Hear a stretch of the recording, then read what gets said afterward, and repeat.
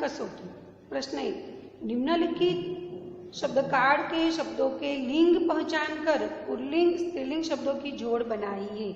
यहाँ हमें जोड़ बनानी है।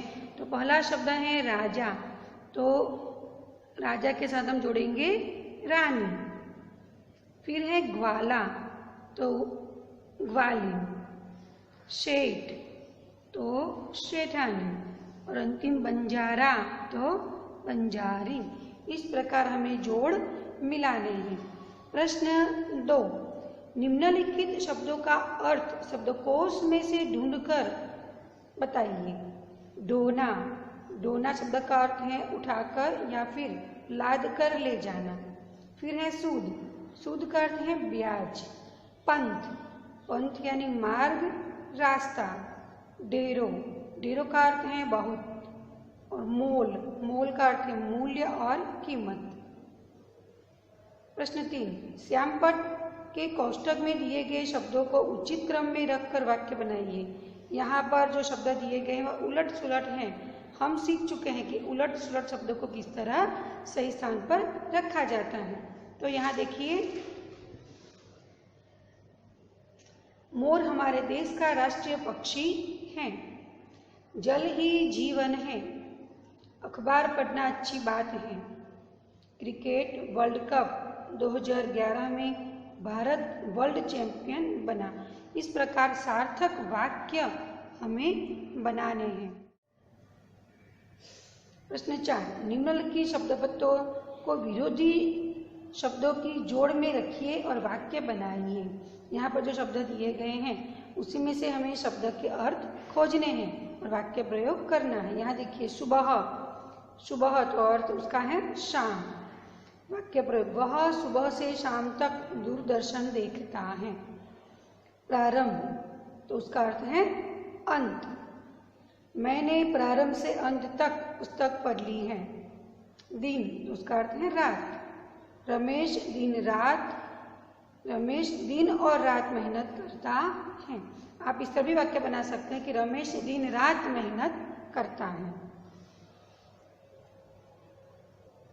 पालतू, पालतू का अर्थ है जंगली, बराबर। यहाँ देखो, पालतू उसका अर्थ है जंगली। यहाँ देखिए, पालतू उसका अर्थ है जंगली। उसी में से आपको अर्थ मिल जाएंगे। गाय पालतू और लोमड़ी जंगली पशु हैं। भलाई, उसका विलोम अर्थ है बुराई। हमें सबकी भलाई करनी चाहिए, बुराई नहीं। अच्छा, उसका विलोम है बुरा। कुछ कार्य का आरंभ अच्छा होता है पर अंत बुरा होता है। कठिन, उसका विलोम अर्थ है सरल। कुछ प्रश्न कठिन है तो कुछ सरल। नियमित, उसका विलोम है अनियमित। वह नियमित व्यायाम करता है पर पढ़ाई में अनियमित है। ज्यादा, उसका विलोम है कम। मजदूर ज्यादा मेहनत करता है पर उसे पैसे कम मिलते हैं। दोष, तो उसका विलोम है गुण। हमें अपने दोष देखने चाहिए और दूसरों के गुण। यहाँ देखिए, प्रश्न 5, काव्य पंक्ति एवं भावार्थ आधारित पट्टियों की सही जोड़ मिलाकर पढ़िए। यहाँ पर देखिए,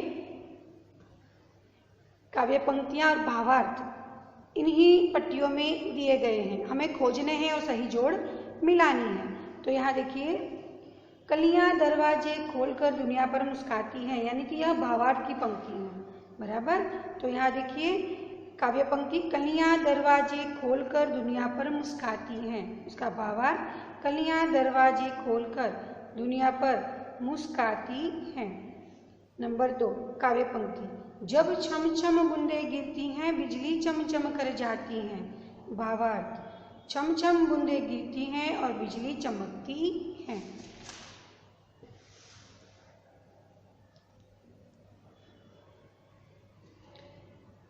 जब ठंडी ठंडी हवा कहीं से मस्ती ढोकर लाती है। भावार्थ, ठंडी हवा अपने साथ मस्ती लाती है। इस प्रकार में काव्य पंक्तियां उसी में से ढूंढकर लिखनी है। लिखित कसौटी, प्रश्न 1, प्रश्नों के उत्तर लिखिए। एक, कौन कौन सी नदियां सागर में मिलती हैं? उत्तर, गंगा, यमुना, ब्रह्मपुत्र, कृष्णा, कावेरी आदि नदियां सागर में मिलती हैं। दो, हरियाली कहाँ कहाँ दिखाई देती है? उत्तर, वर्षा ऋतु में धरती पर हरी घास उगने से मैदान हरे भरे हो जाते हैं, खेतों में हरी फसलें लहराती हैं, पेड़ पौधे हरियाली से झूम उठते हैं, बागों और जंगलों में हरियाली छा जाती है, सूखे पर्वत भी हरियाली से निखर उठते हैं। इस प्रकार वर्षा ऋतु में धरती पर चारों ओर हरियाली दिखाई देती है। प्रश्न 3, सेठ ने कुत्ते को क्यों मुक्त कर दिया? उत्तर, सेठ के यहाँ चोरों ने डाका डाला था, वे सारा माल सामान लेकर भागे तो कुत्ते ने चोरों का पीछा किया। चोर दूर जंगल में सारा माल सामान जमीन में गाड़कर चले गए। कुत्ता सेठ जी को जंगल में ले गया और भौंक भौंक कर वह जगह बताने लगा जहाँ चोरों ने माल गाड़ा था। थोड़ा ही खोदने पर चुराया गया सारा माल सामान मिल गया।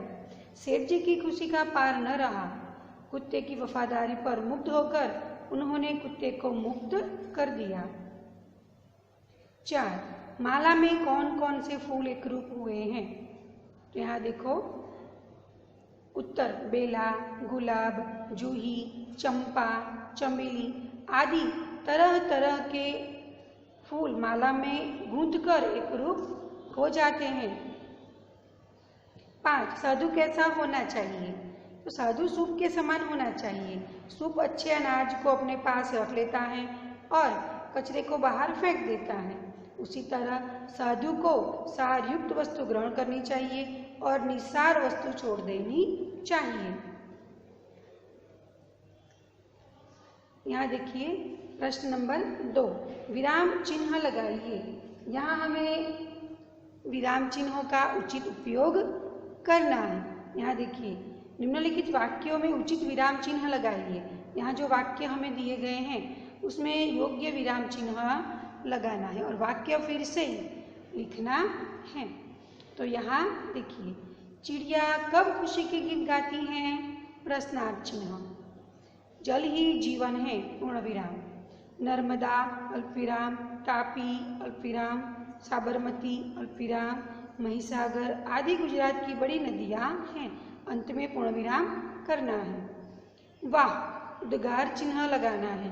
कितना सुंदर दृश्य है, अंत में भी उद्गार चिन्ह लगाने, क्योंकि इस वाक्य में आश्चर्य प्रकट होता है। सेठ बोले अल्पविराम, पूरा वाक्य हमें दोहरे अवतरण चिन्ह में लगाना है, क्योंकि किसी की कही हुई बात हम ज्यों की त्यों लिखते हैं तो वह पूरा वाक्य दोहरे अवतरण चिन्ह में होता है।